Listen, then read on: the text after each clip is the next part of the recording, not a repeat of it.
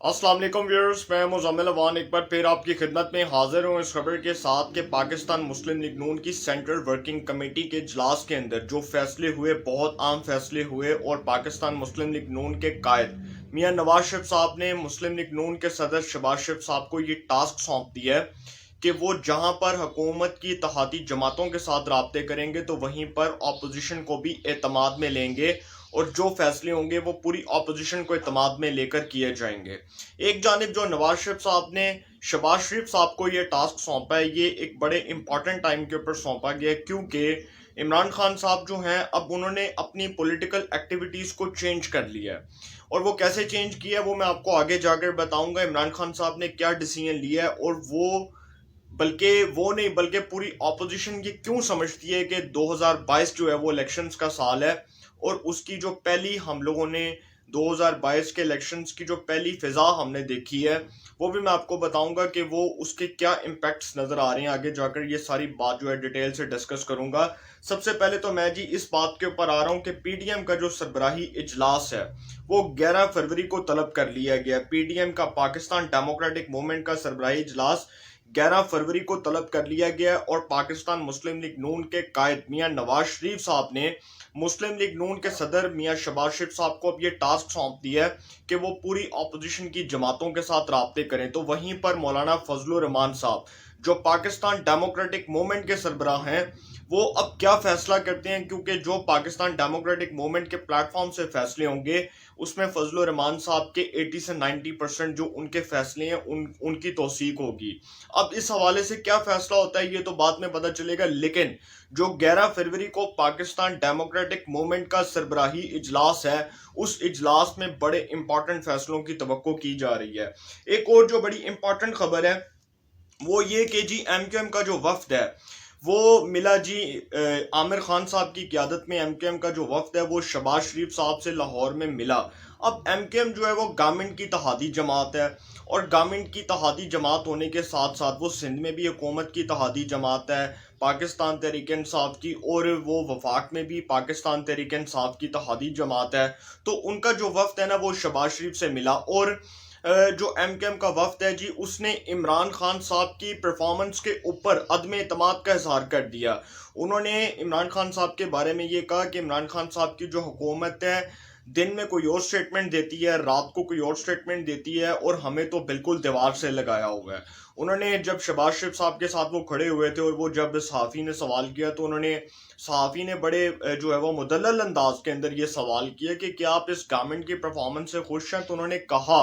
उन्होंने बड़े जो है वो एक आप कह सकते हैं कि धीमे अंदाज के अंदर उन्होंने इस बात का जवाब दिया कि जहाँ पर भाई एक आम आदमी खुश नहीं है तो वहां पर मैं कैसे खुश हो सकता हूँ इस हुकूमत की कारकर्दगी से। जहां पर एक आम आदमी खुश नहीं है तो हम कैसे खुश हो सकते हैं, हम कैसे मुतमिन हो सकते हैं जहां पर एक आम आदमी मुतमिन नहीं है। इट मीन्स के एमकेएम को तो बहुत ज़्यादा तहफ़्फ़ुज़ात है। दूसरी जानिब एमकेएम का जो वफ्द है वो परवेज़ इलाही साहब से भी मिला। चौधरी शुजात हुसैन साहब की इयादत के लिए वो गया और परवेज़ इलाही साहब के साथ जाकर मुलाकात की और इसमें भी पाकिस्तान तहरीक इंसाफ के रवैये के ऊपर बहुत ज़्यादा जो है वो तशवीश का इजहार किया गया, क्योंकि काफ लीग और मुत्तहदा कौमी मूवमेंट दोनों जमातें वफाक के अंदर जो है वो पाकिस्तान तहरीक इंसाफ की इत्तेहादी जमातें हैं। अब दोनों के रिजर्वेशंस क्या हैं ये भी मैं आपके आगे जाकर आपको बताऊंगा। लेकिन एमकेएम जो मिली है मुस्लिम लीग नून से और पाकिस्तान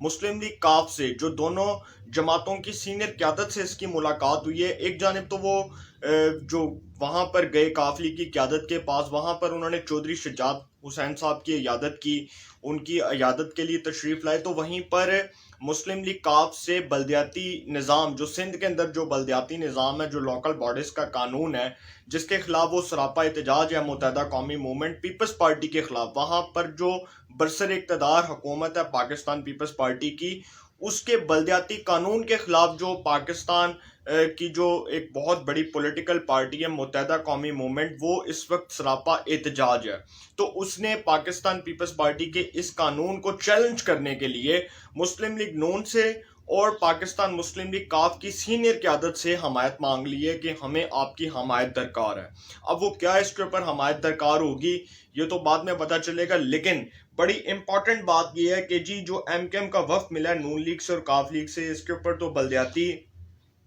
بلدیاتی جو قانون ہے پاکستان پیپلز پارٹی کا، اس کے اوپر جی انہوں نے حمایت مانگ لی ہے۔ دوسری جانب جو آصف علی زرداری صاحب ہیں، سابق صدر پاکستان پیپلز پارٹی کے شریک چیئرمین آصف علی زرداری، ان کی ملاقات ہوتی ہے جی ظہور الہی روڈ پر، جو پرویز الہی صاحب کی رہائش کا ہے وہاں پر وہ ملتے ہیں۔ اب جو ظہور الہی روڈ ہے وہ ہے جی شادمان کا ایریا، ساتھ ہی ایف سی کالج بھی لگتا ہے، فورمن کرسچن کالج بھی لگتا ہے، اور ظہور الہی روڈ کے اوپر پرویز الہی صاحب کی، اسپیکر پنجاب اسمبلی چودھری پرویز الہی صاحب کی رہائش کا ہے۔ تو اس رہائش گاہ کے اندر ملاقات ہوتی ہے سابق صدر پاکستان آصف علی زرداری کی اور مسلم لیگ کاف کے وفد کی۔ اب آصف علی زرداری صاحب جو ہیں وہ بھی چودھری شجاعت حسین صاحب کی عیادت کے لیے تشریف لائے، اور ایک بڑی امپورٹنٹ آپ کو یہ خبر دینے جا رہا ہوں کہ پاکستان مسلم لیگ نون کے صدر میاں شہباز شریف صاحب کے بارے میں یہ بات کی جا رہی ہے کہ وہ کچھ دنوں تک چودھری شجاعت حسین صاحب کی عیادت کے لیے تشریف لائیں گے اور مسلم لیگ کاف کی سینئر قیادت سے رابطہ کریں گے۔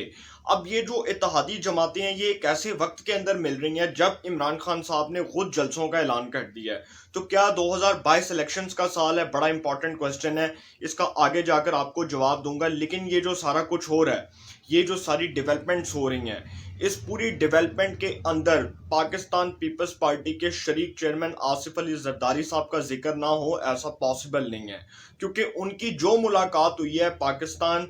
مسلم لیگ کاف کے وفد سے، ایک تو وہ چودھری شجاعت حسین صاحب کی عیادت کے لیے تشریف لائے، تو دوسری جانب مسلم لیگ کاف نے بھی ان سے اپنے تحفظات شیئر کیے، ان کو اپنے تحفظات سے آگاہ کیا، تو زرداری صاحب نے ان سے حمایت مانگی۔ زرداری صاحب نے کہا کہ جی آپ ہماری حمایت کریں، یہ جو سندھ کے اندر یہ بلدیاتی قانون کے حوالے سے جو بات کی جا رہی ہے، متحدہ قومی موومنٹ جو ایک وقت کے اندر پاکستان پیپلز پارٹی کی اتحادی جماعت ہوا کرتی تھی سندھ کے اندر، اب وہی سب سے بدترین سیاسی حریف کے طور پر سامنے آ چکی ہے۔ تو مسلم لیگ کاف نے زرداری صاحب سے اپنے پرانے گلے شکوے جو ہیں ان کا اظہار کیا، تو زرداری صاحب جو ہیں وہ اپنی حمایت کے لیے آئے ہوئے تھے۔ ظاہری سی بات ہے انہوں نے چودھری شجاعت حسین صاحب کی عیادت بھی کرنی تھی، اور اس حوالے سے بھی زرداری صاحب نے بات کی۔ یہ جو پنجاب کے اندر نو کانفیڈنس موشن کی موو کے اوپر بات ہو رہی ہے، عدم اعتماد کے اوپر بات ہو رہی ہے، اس کے اوپر پرویز الہی صاحب نے کہا کہ شہباز شریف صاحب آئیں گے، بیٹھیں گے، بیٹھ کر بات کریں گے اور ان سے ہم اپنے تحفظات کے بارے میں تفصیلاً بات کریں گے جیسے ہم نے آپ سے کی۔ تو زرداری صاحب نے بھی اس گورنمنٹ کے اوپر یہی موقف دیا، اس وفاقی حکومت کے اوپر، پاکستان تحریک انصاف کے حکومت کے اوپر یہی موقف دیا کہ یہ نالائق حکومت ہے، نااہل حکومت ہے، اور بطور اتحادی جماعت کے مسلم لیگ کاف کو یہ مشورہ دیا کہ وہ ان کے اتحاد سے سیپریٹ ہو جائیں، اپنے آپ کو علیحدہ کر لیں۔ اب یہ جو ساری باتیں ہوئی ہیں اس کے اندر جی ایک بڑی امپورٹنٹ جو بات ہے کہ جو نون لیگ کی سینٹرل ورکنگ کمیٹی کا اجلاس تھا، اس کے اندر جو بڑے اہم فیصلے ہوئے، اور جس طرح پیپلز پارٹی کو شہباز شریف صاحب کی جانب سے پیپلز پارٹی کی سینئر قیادت کو عشائیہ دیا گیا تھا، اس کے بعد اب اپوزیشن جو ہے وہ بڑی پر اعتماد نظر آ رہی ہے، اور حالات اپوزیشن کے حق میں جاتے ہوئے نظر آ رہے ہیں، کیونکہ جو مریم نواز صاحبہ کا ٹویٹ ہے وہ یہ ہے کہ جی اس حکومت سے جان چھڑانے کے لیے ہم لوگ جو ہے وہ ہر ممکن مدد کریں گے، اور اس حکومت سے جان چھڑانے کے لیے کوئی جو چیز ہے وہ اس سے زیادہ امپورٹنٹ نہیں ہے سوائے اس کے کہ ہم اس حکومت سے جان چھڑائیں۔ اب انہوں نے اس وقت میں یہ بڑی جو ہے وہ بہت بڑی بات کر دی، اور نواز شریف صاحب جو ہیں ان سے جب یہ نواز شریف صاحب جب ویڈیو لنک کے ذریعے لندن سے براہ راست اجلاس کی صدارت کر رہے تھے، تو کچھ صحافیوں نے ان سے سوال کیے، تو نواز شریف صاحب نے ان سوالات کے جواب دیتے ہوئے کہا کہ عمران خان صاحب نے ملک تباہ کر دیا، پاکستان کی اکانومی تباہ کر دی، پاکستان کی معیشت تباہ کر دی، پاکستان کے اندر ایک غریب آدمی کو مقروض کر دیا۔ انہوں نے کہا کہ عمران خان نااہل ترین حکمران ہے، اور اس حکمران سے نجات پانے کے لیے اب ہم ہر ممکن حد تک جائیں گے۔ انہوں نے نواز شریف صاحب نے کہا کہ اب ہم نے فیصلہ کر لیا ہے کہ اس حکومت کو چلتا کر دیں گے، اس حکومت کو جو ہے وہ فارغ کر دیں گے۔ اب نواز شریف صاحب نے یہ بات کی اور بڑے امپورٹنٹ ٹائم کے اوپر جو ہے یہ بات کی. اب نواز شریف صاحب نے کہا کہ جی عمران خان صاحب جو ہے وہ ایک ظالم ترین حکمران ہے اور ان حکمرانوں سے ہم جو ہے وہ ملک کو نجات دلائیں گے. ایک ایسے وقت میں انہوں نے کہا کہ جی ایک غریب آدمی کا جو ہے اس حکومت نے پہلے آلریڈی جینا آرام کر دیا ہوا ہے. یہ ساری باتیں جو نواز شریف صاحب نے کی ہیں. اس کے بعد جی ایک بڑی امپورٹنٹ جو میں آپ کو ایک بات بتانے جا رہا ہوں کہ یہ جو وہ زیر لندن سے اس اجلاس کی صدارت کر رہے تھے. اس کے بعد میں بڑی امپورٹنٹ بات آپ سے کرنے جا رہا ہوں کہ 22 سے 24 ارکان قومی اسمبلی جن کا تعلق حکمران جماعت پاکستان تحریک انصاف سے ہے، وہ ارکان اسمبلی نواز شریف صاحب کے ساتھ رابطے میں. یہ بڑی امپورٹنٹ خبر آئی ہے اور یہ بڑی امپورٹنٹ خبر اس لیے بھی ہے کیونکہ یہ جو خبر چلی تھی یہ پہلے دنیا نیوز پر بھی چلی، اس کے بعد اس کو دنیا نیوز کے نمائندہ خصوصی نے بھی کور کیا.